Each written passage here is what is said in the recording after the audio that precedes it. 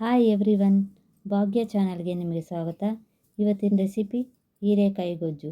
ಇದು ಚಪಾತಿ, ಪೂರಿ, ದೋಸೆ, ಬಿಸಿ ಅನ್ನಕ್ಕೆ, ರೊಟ್ಟಿಗೆ ಇದೊಂದೇ ಒಳ್ಳೆ ಕಾಂಬಿನೇಷನ್. ಹೇಗೆ ಮಾಡೋದಂತ ನೋಡ್ಕೊಳ್ಳೋಣ. ಈ ರೆಸಿಪಿ ಏನಾದರೂ ನಿಮಗೆ ಇಷ್ಟ ಆದರೆ ನಿಮ್ಮ ಫ್ರೆಂಡ್ಸ್ಗೆ, ಪರಿಚಯದವ್ರಿಗೆ ಶೇರ್ ಮಾಡಿ, ಕಮೆಂಟ್ ಮಾಡಿ, ಸಬ್ಸ್ಕ್ರೈಬ್ ಮಾಡಿ.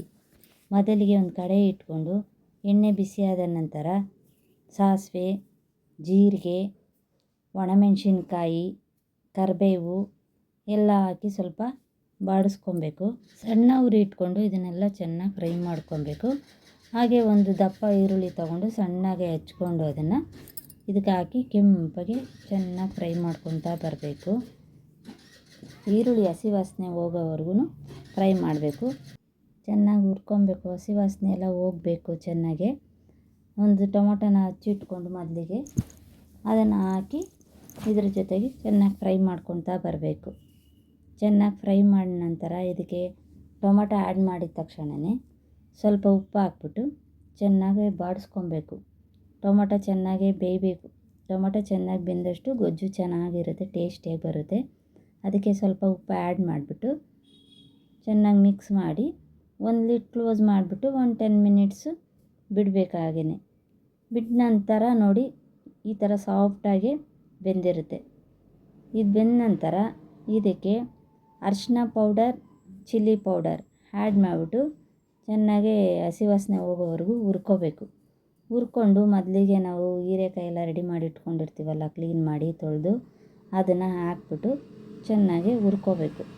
ಚೆನ್ನಾಗಿ ಹುರ್ಕೊಂಡ್ರೆ ಹೀರೆಕಾಯಿ ಅದರಲ್ಲೇ ನೀರು ಬಿಡುತ್ತೆ. ಆ ನೀರಲ್ಲೇ ಹೀರೆಕಾಯಿ ಬೇಯುತ್ತೆ. ಇದನ್ನು ಲಿಡ್ ಕ್ಲೋಸ್ ಮಾಡಿಬಿಟ್ಟು ಬೇಯಕ್ಕೆ ಬಿಡಬೇಕು. ಅಷ್ಟರೊಳಗೆ ಇದಕ್ಕೆ ರುಚಿಕರವಾಗಿರುವ ಪೌಡ್ರನ್ನ ರೆಡಿ ಮಾಡ್ಕೊಳ್ಳೋಣ. ಒಂದು ಕಡಾಯಿಯಲ್ಲಿ ಕಡಲೆಬೀಜ ಎಲ್ಲ ಚೆನ್ನಾಗಿ ಫ್ರೈ ಮಾಡ್ಕೊತಾ ಬರಬೇಕು.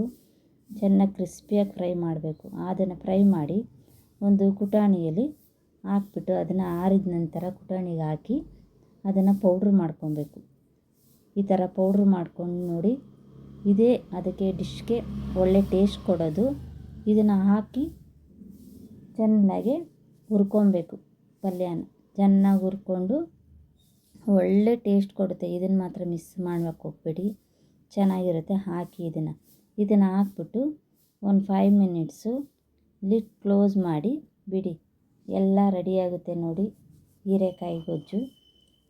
ಎಲ್ಲದಕ್ಕೂ ಒಂದೇ ಡಿಶ್ ಇದು. ಸೂಪರಾಗಿರುತ್ತೆ, ಒಳ್ಳೆ ಕಾಂಬಿನೇಷನ್ನು.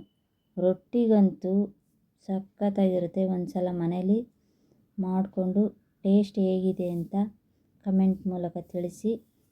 ಈ ರೆಸಿಪಿ ನಿಮ್ಗೆ ಇಷ್ಟ ಆದರೆ ಪ್ಲೀಸ್ ಒಂದು ಲೈಕು, ಒಂದು ಶೇರು, ಸಬ್ಸ್ಕ್ರೈಬ್ ಮಾಡಿ. ಇಲ್ಲಿವರೆಗೂ ನೀವು ನಮ್ಮ ಚಾನಲ್ ನೋಡಿದ್ದಕ್ಕೆ ತುಂಬಾ ಧನ್ಯವಾದಗಳು. ಶೇರ್ ಮಾಡಿ, ಸಬ್ಸ್ಕ್ರೈಬ್ ಮಾಡಿ. Thank you very much. ನಮ್ಮ ಚಾನಲ್ ನೋಡಿದ್ದಕ್ಕೆ ಧನ್ಯವಾದಗಳು, ವಂದನೆಗಳು.